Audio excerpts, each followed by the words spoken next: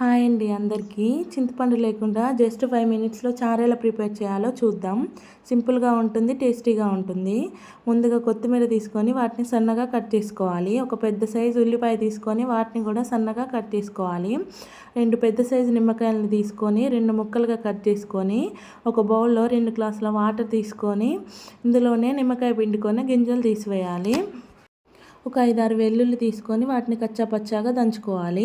ఇప్పుడు ముందుగా ప్రిపేర్ చేసుకున్న రసంలో కట్ చేసుకున్న ఉల్లిపాయ ముక్కలు, కొత్తిమీర, కచ్చాపచ్చాగా దంచుకున్న వెల్లుల్లి, ధనియాల పొడి, తగినంత ఉప్పు వేసుకొని బాగా కలుపుకోవాలి.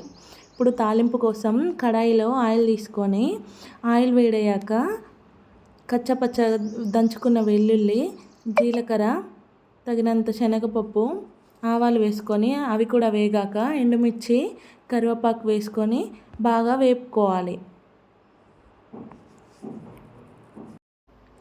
లాస్ట్లో చిటికెడంత పసుపు వేసుకొని పసుపు కూడా 2 మినిట్స్ వేగాక ముందుగా ప్రిపేర్ చేసుకున్న రసంని ఇందులో వేసుకొని ఒక 2 మినిట్స్ బాగా కలుపుకోండి.